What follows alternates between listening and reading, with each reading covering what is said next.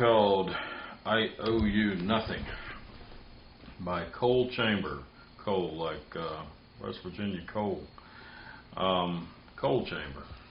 I like that song. They're a freaky looking bunch. Yeah, they look like a bunch of freaks. Listen to their music, you don't have to look at them.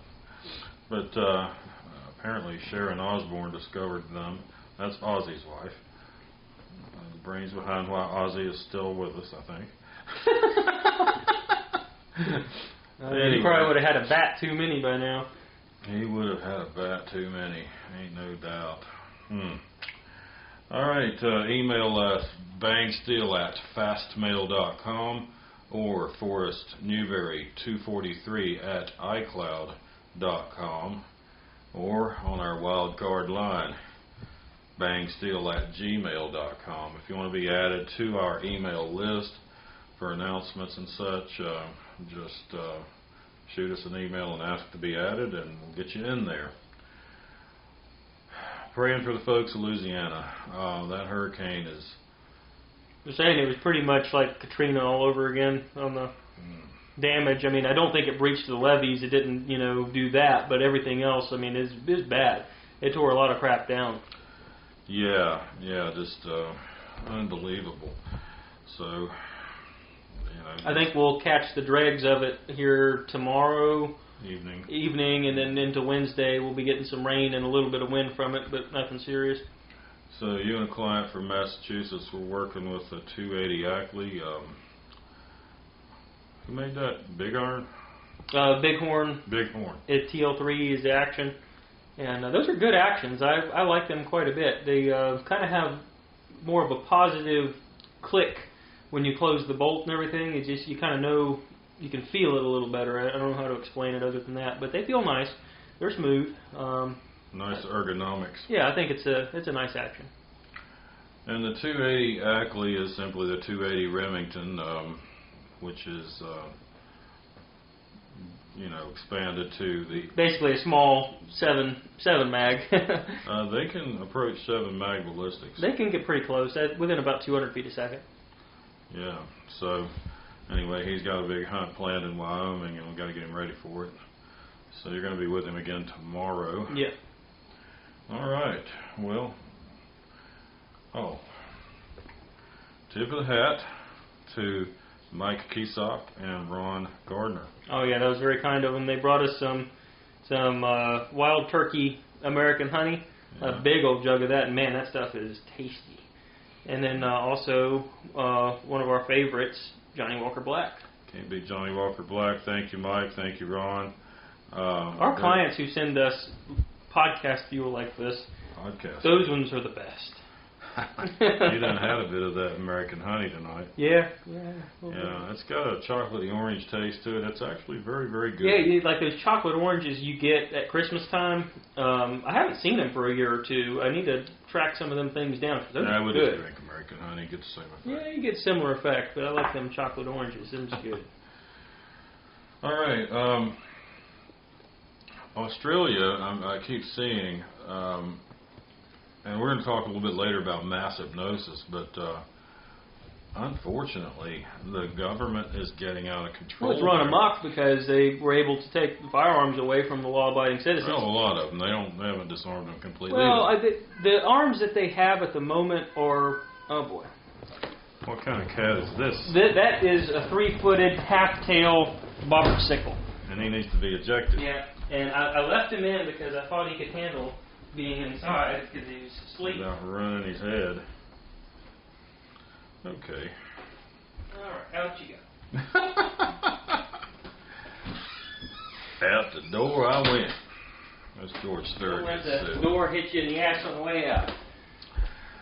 So, they've got along. We got second to America. Australia is listening more than any other nation to us. And that's great. We definitely So they wouldn't be appreciate listening if they didn't have guns. Well, I know at least one fellow I'm in contact with through Facebook. He's in Australia and he does long-range shooting. Mark and Sam. I think, are they New Zealand or is... I thought they were Australia. Same thing.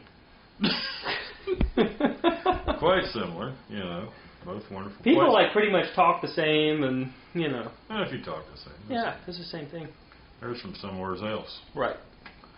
But it really is sad what's going on there, and it's going to get worse. It's going to get worse quickly. When they're arresting, I saw a report, they arrested these teenagers. They were just out on the beach trying to enjoy some, time out of, quote, quarantine.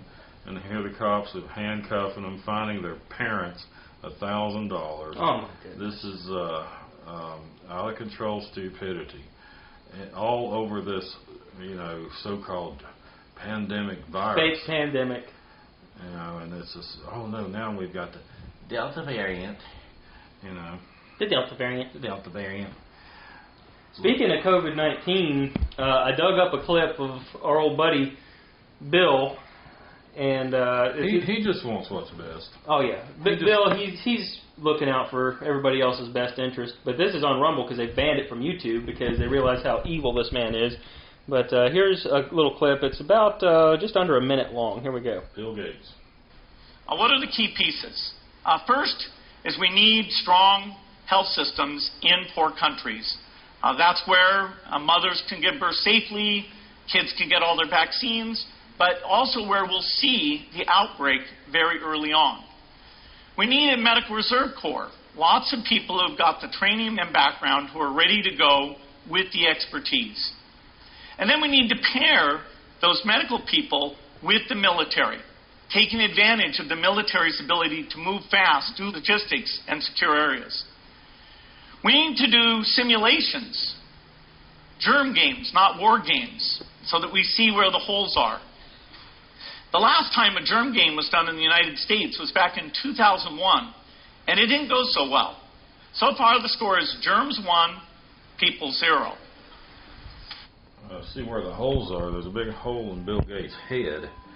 But this is how evil that man is. He's going to get the military in here. Yeah, pair up the medical experts with the military. What do you think he's talking about there? No, he's talking about martial law, vaccinations, and a lot of people are going to be given things that's going to kill them. Right. And this has already been happening. And then what's he talking about? Germ games. Instead of war games, we need germ games. I mean, this dude is straight out of the pit of hell, and there are, idiots out there that are walking around like this.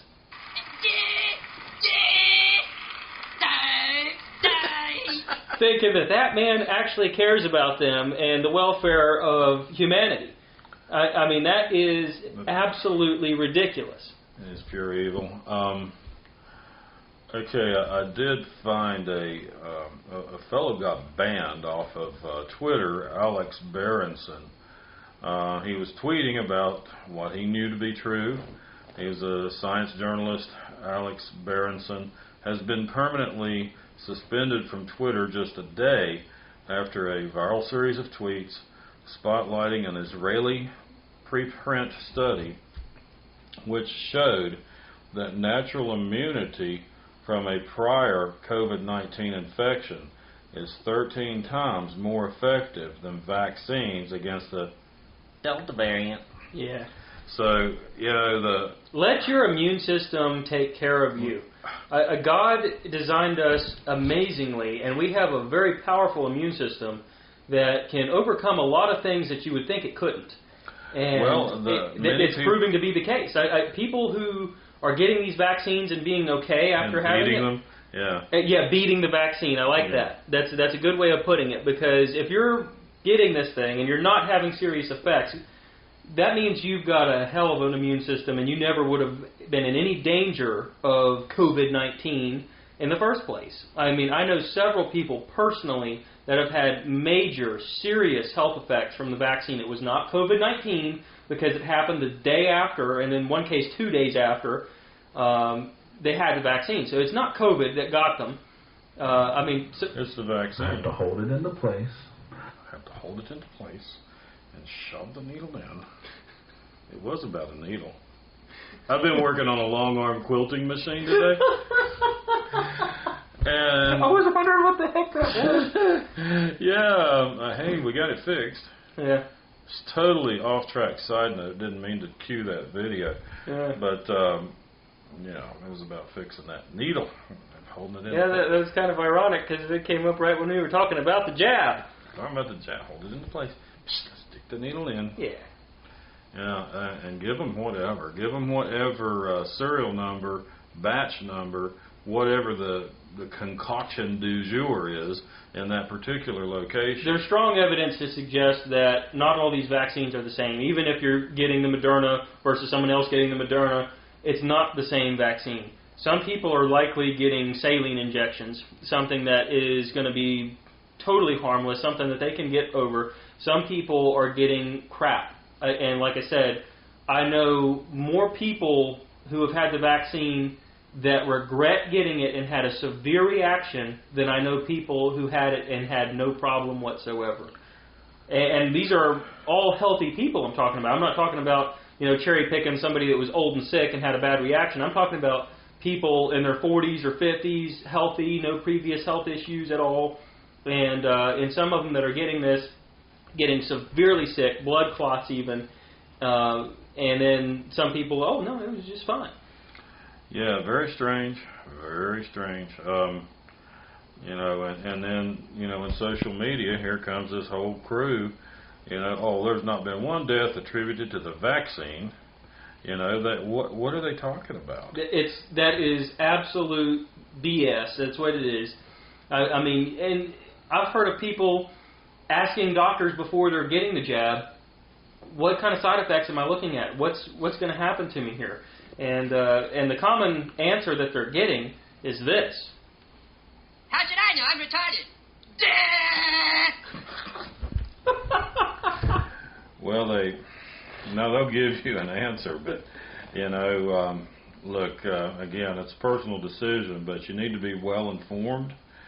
It appears, as the evidence continues to unfold, I don't think even 25% of Americans have taken this thing. And here's, one of the, my producer narrator had to go to Whole Foods in Milwaukee, and she said, Whole Foods says, if you've been vaccinated, you can come in without a mask. If you have not been vaccinated, then you wear the mask. She said she was the only one in the store without a mask. She hadn't taken the vaccine, but how do they know? They don't. But just most people wearing it. Now, granted, you're going to have a group who've gotten vaccinated and they're doing the belt and suspenders kind of prevention thing of wearing the mask anyway. And I think some people just like them. They must. They get fancy ones and they, all decorated up. There are some people in Walmart, I've noticed that, I actually think it is a good thing that they're wearing one. I'll just leave it at that. Well. Okay, we got a sous vide cooker, and what that means in French, I can speak French. It's like Steve Martin said about those French, they got a different word for everything. Yeah, that's right. Sous vide means in vacuum. In vacuum. And basically what the sous vide does is you will take a steak or a pork chop, or in this case, most recently was ribs, and you will vacuum seal it with like a food saver device. Pack some seasoning in there on top. You can use a Ziploc bag too. Ziploc, yeah. You can. I like to use the vacuum sealer since we already have one. If you don't have one, the Ziploc bag will work as long as you press all the air out of the bag and make sure it seals up tight. That will definitely work. But yeah, you put the ribs or the pork or pork chop. You did baby back ribs yesterday. Yeah, and I put some homemade barbecue sauce in there. Jason Klein magic. Yeah, some of his seasoning on it too, and it was fantastic. I mean, basically you drop it in the water after it's been vacuum sealed, and this device heats the water to a certain temperature. What was this, 160? It was 160 for these ribs for 16 hours. But you could do them less. But you can, but I mean, I think 16 hours. I mean, they couldn't have been any better. That was pretty darn good. That was one of the best things I ever ate in my nearly 58 years of living. Put it this way, I've had ribs that good before because I know some people that make some darn good ribs, but I've not had any that are better than that. And that was the very first attempt with the sous vide. And so I mean, I'm very optimistical. That was. Is that a word? It is now. Okay. But I'm very optimistical that it's going to get even better. I'm looking forward to doing some steaks and some pork chops in there because that was good. I mean, you can really make things tender in that. But you have to point out, this does not caramelize or sear the meat. You have to pull it out And then you put That's the right. put the rub on there and other seasoning. Yeah, you add some more seasoning, a little bit of oil or barbecue sauce or whatever you prefer. Took it out to the Weber kettle grill. And, you know, get Sear it lit up to about 600 degrees and sear it for about, I think all I needed to do was like 2 minutes on each side because the flame was just totally engulfing them. You know, so my goodness, they're so good. yeah, about 2 minutes on each side like that, and it had that nice sear, perfect texture. So you could get that little sous vide apparatus. You know, there was a time when you had to buy this $1,000, $1,200 thing for some reason, but technology moves along, and these things, we got $80 in the little Rubbermaid holding tank And the sous vide. and the device, the sous vide device, $80. Yeah. And it kind of Bluetooths to your phone. I didn't end up using that. I had to use the manual thing because I'm like a caveman, and I couldn't even find the doggone app that you're supposed to sync to that because I probably threw the directions away because that's just the type of person I am. But I did look online, and I couldn't find anybody telling me what kind of app it used, but that doesn't matter. I mean, it's the manual controls work fine. Yeah, it's really worth trying. I mean, it's not a lot of money, so what we're thinking about are resources in a time when you know, let's say money gets turned off. Now, it may not happen anytime soon. No one really knows, but you know, you hope for the best and you prepare for the worst. So, in my opinion, I'm giving you my opinion, having very large sums of money in the banks might not be your best move. That's a pretty poor decision at this point. I mean, I very rarely keep more than $500 or $600 in my bank account. You know, I have much more than that off to the side, you know, in other items. But there are items that you can actually use for trade and stuff like that. You're not going to be able to trade.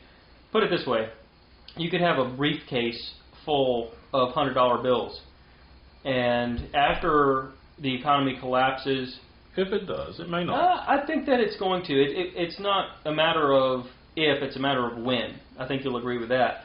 You know, it's going to, obviously. It can't just keep on going forever. I mean, we're basically using fake money right now. There's nothing backing it up. And when food and stuff like that gets scarce, which at some point it will, especially with all the famine and flooding and crap that's going on in the world right now, it will collapse.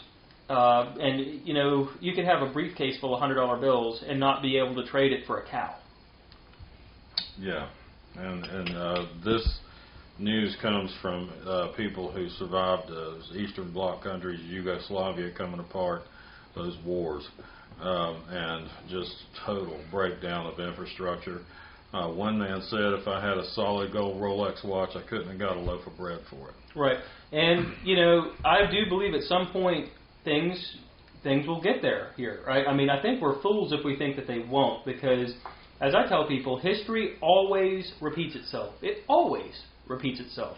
Now, name me a country that doesn't have a major civil war or revolution every 100 to 150 years, and I'll sit here and wait because you can't. I mean, we're overdue. We're actually getting pretty close to way overdue. We're almost 160 years here without having a major civil war. Yeah, I agree. We're overdue. So, you know, time will tell, of course.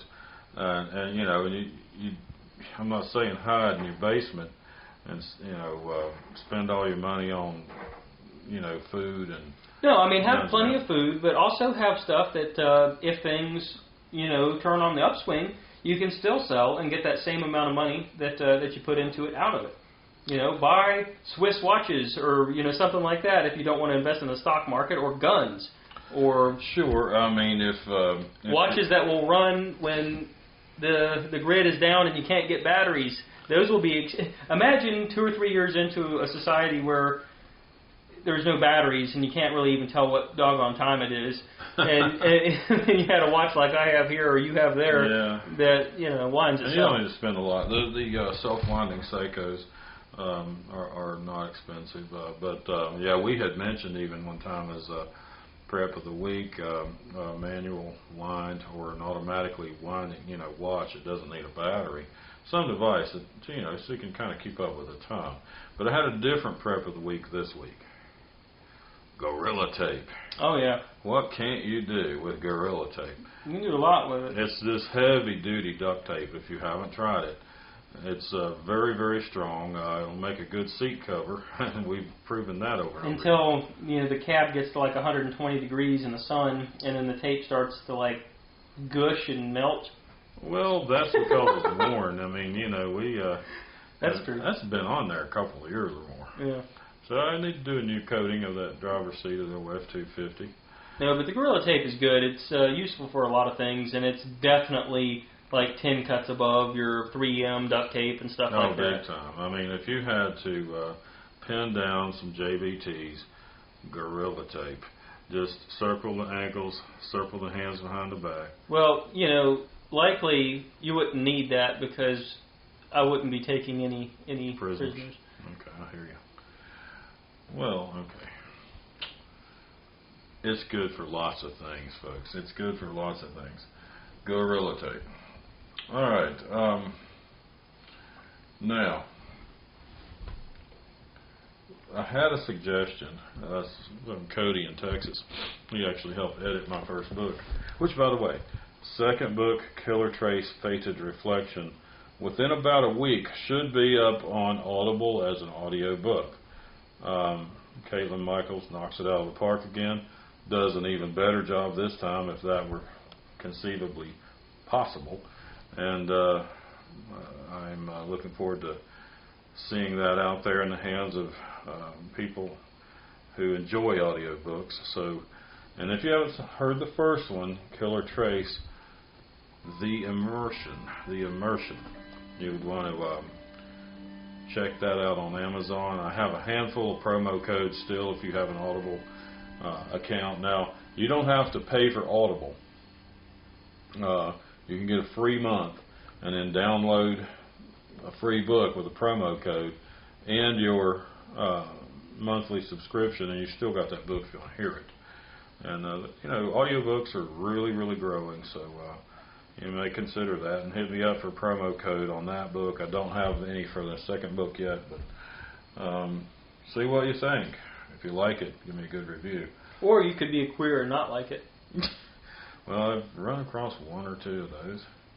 I get a lot of complaints about describing the clothing too much and describing the meals that people are eating. I like that. No, I'm a big Raymond Chandler fan. Philip Marlowe. I mean, he describes the buttons on the jackets sometimes. I don't know. It just makes you feel like you're there, But I don't have too much of an imagination when it comes to like reading books and stuff like that. So when it can be described to me, everything in the room, and I can really feel like I'm there, it's more interesting to me. I mean, there are some people out there that have a amazing imagination, and they can just be told there's a room and you're in this room, and they've automatically filled it in. Well, but I like it to be. I like to see what the author pictured. See what they're trying to do. Exactly. Because when you leave it to a non-descriptive room or something like that, you open the door for misconceptions about the storyline. People making the wrong, coming to the wrong conclusions, and right. I like to, show. They talk about don't tell in writing. You show. So I mean, you can show them the scene, and then let it unfold. But anyway, Cody suggests, and we thought about this before. Power factor. Weighting the matches with the power factor of the cartridge, to kind of, and it goes back to what I had said before. This might be slight hyperbole, but not really.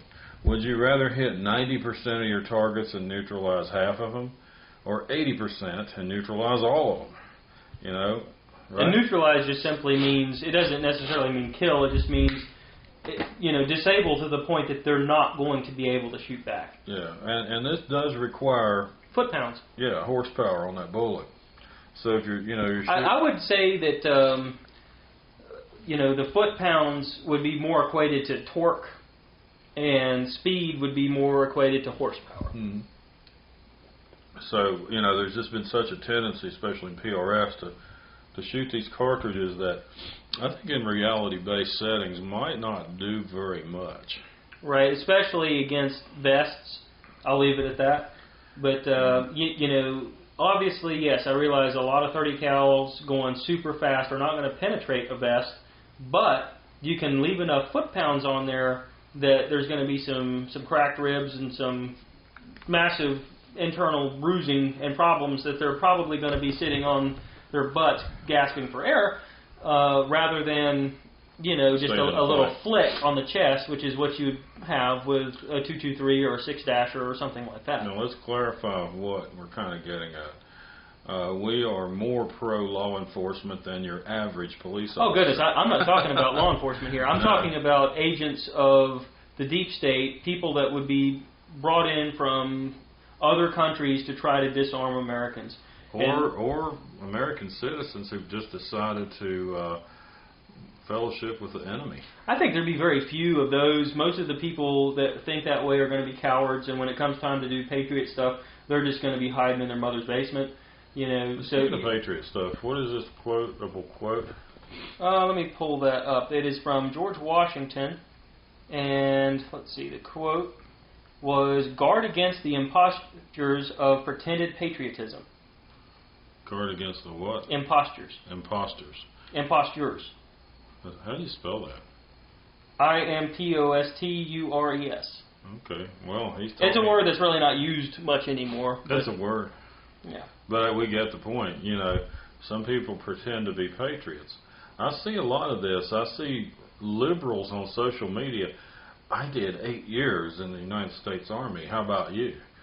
Okay, good for you. But if we had a politician in Virginia who wanted to take the AR-15 rifles out of the hands of the citizens of the state, and he was running for office and running on his, quote, military background and career, and he was liberal as the day is long. And so his service in the military is worth absolutely nothing. I agree. It's worth less than nothing because he comes away using it as some kind of a shoehorn to kind of get attention and put himself into positions where what's he going to do? Turn around and spit on the Constitution that he swore to defend. I have zero respect for people within our military who are leftist, because you have to realize these are the same people that will take orders from a chairman who was not elected to do bad things against the American people. So, I respect all constitutional-minded American military veterans and current enlisted people. So, when we talk about the military and we support them, we're talking about those people. We also very much recognize there are a lot of people in there that don't need to be in there. Oh, absolutely, and they're being sought out by liberal leadership. Right. Look at the generals that are in command largely. Not all generals, but most of them at this point are people that have no business working at McDonald's. Yeah, that character that's over the 82nd Airborne telling the British, stop rescuing people outside the perimeter, you're making us look bad in effect. And we talked about that last week. So something else I think this is probably fake news. They said, the U.S. did a drone strike against a suicide bomber headed for the Kabul airport. That's probably not really true, because it's just window dressing. It's, okay, we need something out there to make it look like we're really coming to the front and stepping up and playing hardball here. What can we do? Well, let's say we blew up a suicide bomb truck with a drone. Nobody will know if that's true or not. And so they put that word out there. And you're hearing news reports being shared on social media, and all this praise and this is great. No, even if it were true, it's not as great as it ought to be, because we've been screwed over by deep state leadership, clowns in action. They have collaborated with the enemy. They have consorted with China. China hacked the election, put their chairman in place, and they're really pulling the strings in the background. And this is the country we're living in, folks, and you better realize it. We better be ready, you know what I'm saying? You know what I'm saying? Yeah, you can't say that. You know what I'm saying. I'm about ready for a little J.W. Black. Yeah, also courtesy of Mike Keesock and Ron Gardner. Man, what a weekend, them guys. Oh, it's so fun to hear them go back and forth. Oh, wow. Yeah. Yeah, I mean, you know, it was just a total laughing and caring. You know, I mean, they took their shooting seriously. Oh, they did. You know, but you know, everybody. But it's like stuff like, "What are you doing over there, dickhead?" And stuff like that. You know. Yeah. I told Keesock's like shooting at the 780 pig. Yeah. I said you keep missing just right behind his butt, and it's like, gosh, which one of them? See, this is all about. These are friends. Yeah. You know, they know each other. They're business associates. Yeah. Yeah, and you know, millionaires. Yeah. Most of them, big money. You know, Keesock couldn't even tell me what the zip code was to the credit card he paid me. This is my Denver card. Yeah. Great guys. Anyway, he's shooting at that pig and missing just off of the butt, and that's Corey the Pig Olison. Anyway, I said, you just keep missing right off the butt. And then one of them said, got to get your attention off of his butt, Mike. You just keep fixating yourself on butts. Did you hear that part? I think I did, Oh, gosh, it was funny. Yeah, they had a blast, and we had a blast working with them. They usually come at least once, sometimes twice a year. Lots of fun. Hey, they're coming again in October, right? Yeah, that's Ron Gardner's group, which he's with Mike and them. And Mike's coming too, I believe. I think he's coming, yeah. Yeah, well, I know he is because he requested booked that. Thursday before, Yeah. That's true. Yeah, for private class. That's where he doesn't have anybody to cut up with. He can actually focus Learn on a little learning. bit. Anyway, looking forward to that. But the environment, I will say, the environment that we provide with our shooting school is a very stress-free environment. We've been told that by a lot of people that have extremely high-stress jobs and love going somewhere where they can just melt, just relax. Yeah. I mean, obviously, we're safety-oriented. I mean, we're not, unsafe in any way. But at the same time, what we provide is a place for people to come and relax, kind of like Shirley Q here. See how your body relax and give into the fine leather interior. Oh, and relax. Shirley Q liquor can't beat the Shirley Q. SQL. All right. We're talking also about backup gear. And this is the philosophy, 2 is 1 and 1 is none. Yeah. So you absolutely want to try to get a hold of a backup rifle to whatever your main gun is. There could be any reason that you'll need this. Something could go down on your main rifle. If you have interchangeability of parts, that's a big plus. It's not an absolute necessity, but big plus. You need a backup scope, a rifle scope. And it doesn't have to be terribly fancy or expensive. The Bushnell 10 Power Elite.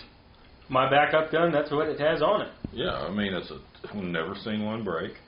They're very sturdy. They're Japan-made, fixed 10 Power middle dot scope by Bushnell. And every time I see one for under $200, if I got the cash on me, I just take it. Well, at this point, $250 or less on those is good because you're not going to see them. They're not made anymore. So. Well, I think they might have kicked back up production, but I haven't seen one of the new ones to see if it is a Japan scope. Well, right. If they've moved them to China, I wouldn't buy it. But the old Japan Bushnell Elite 10 Powers, they don't have a parallax adjustment on them, and they could kind of use one. The glass is nothing. I do play with the eyepiece on them. Right. That's one exception. You can actually use the eyepiece to adjust your parallax, but you're going to skew your reticle focus. At the same time, you can kind of choose between your target being super clear and your reticle a little fuzzy, or your reticle really sharp and your target a little fuzzy. So I think that was the M25 military sniper scope by Bausch & Lomb, and the original version did have a parallax adjustment, When Bushnell got Bausch & Lomb's Sporting Optics division, they got that patent. And to my way of thinking, they improved on that military scope. Because they moved it from a 12 MOA turret to a 10. Yeah, you count by tens, which is far less likely you're going to make a dialing error. We see all the time people come through with, I think the Viper PST Vortex scopes are notorious for this, having those 12-minute revolutions, and all the time newer shooters and even seasoned shooters are getting confused by, they're on their third rev and they start thinking, oh, well, these are probably 10 minutes per revolution, because that's kind of the way you would naturally think, and then forgetting that they're 12 and the third revolution is actually 36 minutes. But you can train yourself to use it. You can. If you're used to it, you can definitely get used to it. When you're helping clients with, you immediately count by 12 revs on those scopes, or 15-minute revs on loopholes, and some of the vortexes have 15 revs. So I would rather see a 10 or a 20. Night Force has been good about that over the years. I mean, they either do 10, 20, or 30. There are no 15-minute revolution Night Force. It is more user friendly. And on your mill revs, I want 5 or 10. Nice. 10's better. Yeah. But by the time you get a 10 mil, you're on up there in money. Well, the Midas TAC Athlon. Yeah, that's true. Yeah, that's probably your best. Below $1,000 scope that you can get if you want something that has good glass. And if you're going to spend between $600 and $1,000 on a scope, get the Athlon Midas TAC. Not the 34mm tube version, just the regular 30mm tube, either the 4-16 or the 6-24. Both are very good scopes. We've not seen those break. We did see a 5-25 34mm tube Midas TAC go down. We've seen 2 of them. We've seen 2 go down? Yeah. But never have we seen the 30mm Midas TAC. Those seem to be a little bit more sturdy, and they track really well, super clear glass. So they are made in China, but they're made very well in China. Right. But what if we have to isolate as a nation? What if we lose our ability to transact business with foreign countries? And to be honest, America has everything we need to live right here. And we don't. In my opinion, we should become very, very isolationist. We have thrown so much money into, what did Trump call it? S-hole countries? S-hole. Scatological term, hole countries. They don't seem to do anything but drink it up like meth heads and look for more. Yeah. It never improves. We need to stop doing that, focus on our infrastructure, and bolster our defense system. I'm going to just go ahead and say it. There's nothing wrong with nationalism. And I think that is key in preserving our freedom and our liberties. And people get the term white nationalists from CNN and the fake tard idiot news media, trying to make everybody who says they're a nationalist or support that view system as being a white supremacist or some kind of racist, and I am definitely not. Absolutely. Nationalism has nothing to do with race. No, we've got to get to the point in this country where, a couple of guys in last weekend's class from Atlanta, African American, black guys, cool guys, pretty much agreed with everything that we believe, as best I could tell. And I said, we got to quit letting the media and politicians divide us along racial lines or along other lines, such as vaccinated, unvaccinated line. That's the big one right now. And they wholeheartedly agreed. I said, what we need to do is stand up side by side as Americans and hold this fort down. And they were wholeheartedly in agreement with that. So it does, We need to get back to the Blazing Saddles form of, banter and go back and forth. That is the key to ending racism, is for people to stop taking themselves so doggone seriously and be able to laugh at yourself, your own idiosyncrasies. I can laugh at mine. I've got plenty of them. As a WASP, white Anglo-Saxon Protestant, I've got plenty of them, and I can laugh at every one of them. I can also laugh at other people's. So, and if they poke fun at us, so be it. Yeah, I'm tickled about that. I laugh with them, and I'll give it right back to them. So that's where we need to get back to, instead of everybody just taking themselves so doggone seriously and being offended. Letting other people tell you what to be offended by. Exactly. I mean, there are just so many things the media is pushing as this is racist, that's racist. If you hear that term, it's racist. And it's not. And this whole thing called critical race theory that they're teaching in school. That's the most racist thing that's been pushed. Well, they're teaching that, they are literally teaching that if you're not white, then you need to put the white people down because you need to band together because of all this oppression. Yeah. And I tell you, and it teaches that white people are inherently racist. Like, they can't help being racist because they're white people. How racist is that? That's completely racist. It was a really good clip. Look up Don Lemon interviews Morgan Freeman on racism. Don Lemon is talking to Morgan Freeman. I like Morgan Freeman. Everybody likes Morgan Freeman. He's great. And Don Lemon is saying, how are we supposed to pull ourselves up by our bootstraps? We don't have any bootstraps. We're oppressed. We're this, that, and the other. And Morgan Freeman just shakes his head and he smiles. He said, wait a minute. He said, look at you. Now, Don Lemon's a black guy. He said, look at you. Look where you are. Look at the kind of money you make. Look at me. Look what I do. Look at the kind of money I make. Are we oppressed? We're oppressed as we want to be. Just get out there.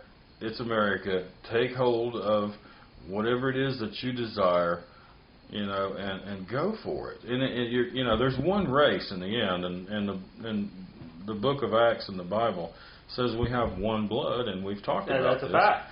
And there isn't but one race. It's a human race. You know what Don Lemon said to Morgan Freeman after that? What did he say? Oh, that was embarrassed. Who that was embarrassed? That's Shirley Q on the... But, for every bleeding heart libtard out there that would sit here and say, oh, well, just look at these poor black people in such and such place, or Chicago, or all these other places where they're just so oppressed and this and that and the other. You show me one of those, and I'll show you 5 white people that were in very similar situations, awful situations. Right through McDowell County, West Virginia. Hit some of those back roads. I literally saw people living in a house that had a fire, and one wall was missing, and they put up tarp. Yeah. It is one of the most poverty-stricken places. These are all white hillbillies, and people living in conditions like that, that's not good. We want to bring everybody, to a respectable standard of living. But it doesn't really have anything to do with race. It's just like, where are you, and where are your resources, and what are your abilities, and let's get to that, abilities. We talk about resources. Oh, I've got all this ammunition, I've got all these food supplies, I've got this, that, and the other. Another of your resources would be your talents, your abilities. Let's say that you are a medical provider. Maybe you are a medical doctor.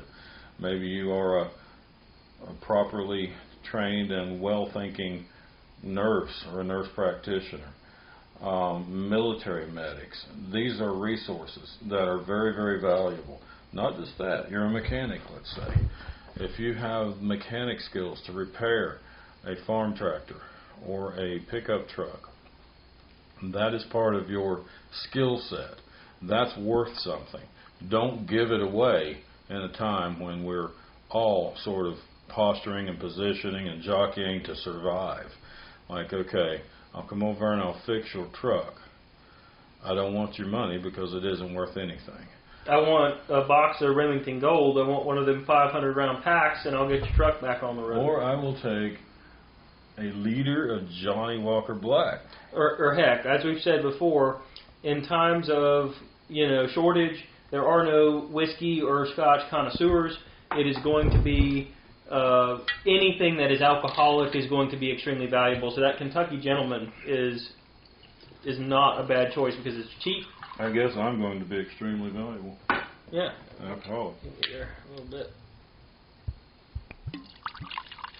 That's good. Just a buzz. Once again, thank you, Mike Keesock and Ron Gardner. But on that Kentucky gentlemen. I mean, this is what I have to say about it. It was cheap, so we bought it. It was cheap, so Shirley bought it. It is cheap. It is, but I mean, like I said, it's not as bad as the. It's really not. I mean, we bought it just kind of thinking, let's just see how bad this is. It is not that bad. I mean, it's not that great. I mean, I would put it on par with Ezra Brooks or some of the other cheap whiskeys, but at the same time, like I said, in times of shortage, there are no connoisseurs of this sort of thing.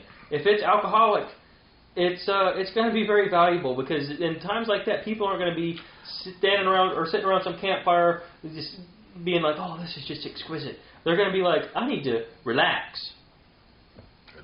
Relax. I hear you. So, what we're going to do? We're going to take inventory of our resources, both material resources and skill set resources, and be ready to make your way with such things as those. It's possible that we could fall into a situation in America much like Cuba has found themselves in for decades. Well, it's not possible. It's not a matter of if, it's a matter of when. So Cuba has been isolated. I do not like the United States' part in doing to Cuba what has been done to Cuba. They turn away real refugees, not fake, crisis actor refugees.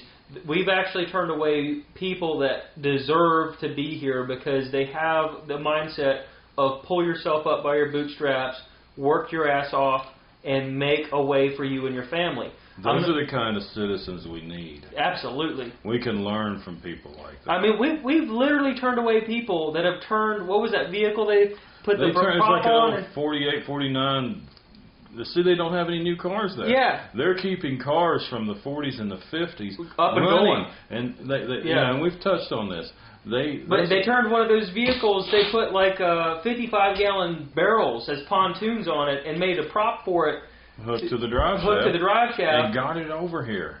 From Cuba and our to Coast Florida. Guard turned them away. And that pisses me off so much. It does me too. Because people that have the ingenuity, the intelligence, and just the sheer will to do that deserve to be here. Rewarded. If you've got more rules than you've got brains and common sense, then you've got a problem. Yeah, that was absolutely ridiculous that we turned those people away, because we just turned them back to a place where when they're received there, they're going to be beaten, if not killed, and imprisoned, and just have just an awful life when they could have been just major contributors to society here. What I don't like to see is, and like I said, I'm not racist at all. I'm pointing to this country because this is typical of this country as far as what you'll see more often than not is Mexico. A lot of people down there will just come up here because they have relatives that live here, and they know they can come up here and get on welfare and work, 14, 16 hours a day under the table, not paying any taxes or anything like that, and then get the welfare too,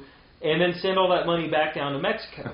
Well, I can't stand that. I used to be more angry about that than I am now, but you yourself have said, I'm just going to start leeching the system too. Why not? It's going down, Well, I'm not talking about leeching the system. I'm just talking about not paying taxes because it's theft. I mean, the problem with the Mexican thing was they come up here, most of them do not assimilate. They do not learn the language. They band together in these little, societies where they can just totally function without even learning English. That bothers me. I'm sorry. This is America. I would prefer them to learn English. It's like that. For the Mexican people that come up here, learn the language, have citizenship, go through the right channels. Excellent. I love that. I am not racist in any way. I am not. But let's point this out. They'll work. That's true. And if you find a work crew that has a handful of Mexicans on it, they're not standing around with their thumbs up their rear ends. They work. That's true. And we can learn that from them. I mean, But the other thing to point out, and I'm not criticizing those people too much, but I mean, this is the fact of the matter. Those people, while you'll say, oh, well, they're not getting paid very much, they're getting paid under minimum wage, they are on almost every form of welfare and government assistance that they can get on. Because maybe. So we don't know all. Well, it's not some maybe, most are. Some maybe may not be. Is that their fault, or is that the fault of a screwed up liberal government? Well, the fact that it's being taken advantage of that way, I mean, and they come up here and not learn the language, that bothers me. I'm sorry. I am not a racist. I am not. I love Mexican people. If they want to come up here and assimilate and become American citizens, I think that is fantastic. But I just don't like that.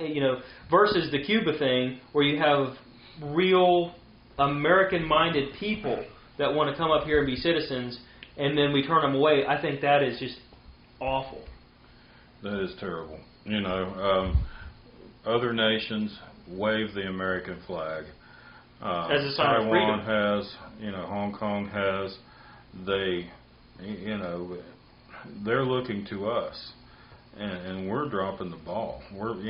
But I think times are coming when we will rise to the proper occasion. But that's we need to be that lighthouse of freedom, a place you can go where you can make your own way, and be free, not get oppressed by the government. Now, some Mexican citizens hate America. Anytime something goes wrong and for America, they cheer, they have parties. Not all of the Mexican people feel that way. Oh, of course not. I've kind of changed my perspective some over the years. If you work, they might be getting some benefits here or there. Well, that bothers me. I'm not going to support that at all. But I'm not supporting that, but I like a good work ethic, and here is the problem with Americans, and most of them are white and what would be commonly called trailer trash. Yeah. Not to mock anybody who lives in a trailer, but not working because they're getting the chairman checks. Yeah. You can't keep the fast food places open full time because people are sitting at home on their duffs drawing these checks. They won't work. They feel like they don't have to. They can't get kicked out of their apartment because of the eviction moratorium, so they're living on landlords free. These are white people. These are white Americans. Oh, definitely. They are the dregs of society. And because they outnumber, the Mexican and black and everybody else population, it's the majority. Yeah, but I don't. They need to start getting kicked out in the street. Absolutely. They do. Live under a bridge somewhere if you're going to just be trash like that. I mean, just and let me say this: trash comes in every color. White predominantly in America. It is. It is. Yeah. Well, yeah, I will say white predominantly because that is the predominant race in. I don't say race. I'll say ethnicity or something like that because there is one race, the human race. I don't even like that term, races. But predominantly white people in the United States, so that's where your predominant trash is. But there's also black, Mexican, Asian. There's trash in every. They're not trying, yeah. Right. All these groups not trying, but yeah, mostly white if you count them, just because of the population. Percentage-wise, it's about equal if you look at all of them. But I mean, as far as the number, yeah, white because there's more of them. Yeah, they're just leeching on society, looking for you guys to pay for their way in life, pay their taxes, and so on. Because they don't pay them, that's for darn sure. Yeah, that's for doggone sure. All right, I would ask at this point, how far in are we? We are, let's see here, 54 minutes and 45 seconds. That's pretty good. We've been going over an hour here lately too often, and I think most people like to keep it between 45 minutes and an hour. Okay, once again, backup gear, get yourself a rifle, and get yourself a backup rifle if you can. I would rather have 2 $500 rifles than one $1,000 rifle. I'd rather have one $500 rifle than one $5,000 rifle because, well, I would say sorry. You could put that money in other things. I worded that wrong. I would say 2 $500 rifles than one 5,000 is what I meant to say. Mm. But same cartridge, fire the same cartridge. Right. Scopes, we talked about lower cost scopes that'll do the job if you need them. This is in a fallen society, obviously, you know, because you could sell the $5,000 rifle and get, you know, a bunch of the $500 rifles. But as far as if you're not able to buy these things, yes, I agree with that 100%. It's, you know, you'd want a couple of the $500 rifles than one that you Sure. not really going to be able to. And, you know, backup scopes, even if it's a cheap fixed 4-power, they're tough. You know, it's hard to break some of them cheap Tasco Bushnell 4-powers. You can break them, but they're pretty tough. That's So true. it's better than no scope at all. You can get them for like $30 on Yeah. eBay. Better than no scope at all. Handguns, have a couple. Have a couple that fire the same cartridge. A couple of 9mm, a couple of 38s. 45s are going to be very common too. Yeah, 38s, 357, they'll fire the same cartridge. 45, yeah.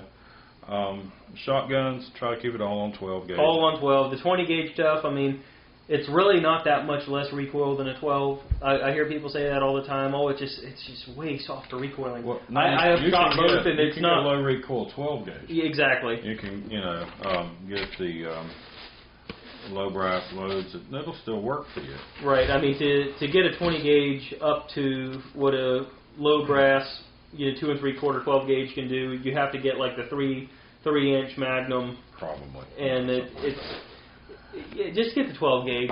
It's going to be the most common. That's what Right. America has kind of settled on, is a 12 gauge shotgun. Yeah. And so yeah, low recoiling loads are available. They don't. You can get those. What is it, a Gila? They may not cycle well in your gun, but you know, Well, you know, the Fiocchi low recoil slugs Those are are very super nice. accurate. It's like basically a 300 grain lead slug going 1,000 feet per second. I mean, that's low recoil. sure. Yeah, I mean that's pretty powerful. Oh yeah. And I've shot them, and it's about like a 20 gauge. I've watched you shoot them. Hit accurately with them too. It's got to shoot Dr. Scott Ream's M16. Oh wow, That's on our social media. Got a video of that. that was a lot of fun. That thing was a bad motor flower. Yeah. hmm Yeah, lots of fun. Any closing comments? Yeah, I have some closing comments. Every gun law is an infringement of the Second Amendment. And the fact that I can't go on Amazon and buy a Mark 19 grenade launcher and like have it the next day prime delivered right to my door, that's all the evidence that I need that the Second Amendment has been trampled in the dirt. And it just means nothing anymore because I can't have that. If you don't know what a Mark 19 grenade launcher is, it's a belt-fed 40mm grenade launcher. It's capable of about 300 rounds a minute of the 40mm. Oh, boy. Oh, that's pretty wild. Absolutely. It's, I just like that M16. I loved watching that go. Yeah. And that video we made of you shooting it, you controlled it beautifully. Yeah, I mean, I've had a little experience on the machine guns now. I mean, I know how to keep the muzzle down. That would have been a lot more controllable if it had, you know, a good muzzle brake on it. Yeah, but there's some videos online of full auto M16s with a control brake. If you look at that up, and they just don't even move. That particular gun is an original Colt, so you don't want to trifle with it. That's probably a good point. Especially when it sets you back 30 G's. Well, really, it doesn't. The gun itself sets you back about 4 G's because that's what an original Colt from the era would cost you. The other 26 has to do with the trigger sear mechanism, and that's what the market will bear apparently, because Ronaldus Magnus, the man that all the conservatives, you know, just glorify as just being just a beacon of conservatism, was the one that has Ronald Reagan, who's he talking about? I don't think everybody knew what he was talking about, but he's the man that made those guns cost $30,000 because they can't be manufactured anymore. After 1986. Right. And so whatever's out there is out there, and everything And that's just going it. through the roof, and it's become a rich man's hobby. Exactly. I mean, you pretty much have to be a millionaire or just somebody who just wants it so bad they'll mortgage their house to get it. Well, that would be dumb, but Yeah, it would be, but I mean, there are people out there that I'm sure have done that. But you know what them people sound like? What's that? Hey, guys, what's going on? Eric Cartman Oh, boy. Retarded. All right. Cool. All right. We're going to close. Wait, I got one. This is what they sound like. Uh-oh, retard alert! Retard alert, class! Mortgaged my house to buy a $40,000 machine gun. Udo Dirkschneider was the front man for the German metal band Accept for many years, and then he branched out, and I think he's a little past 70 years old now. Got his own band together, and this is what they sound like, singing a pretty new song that's come out called The Wrong Side of Midnight.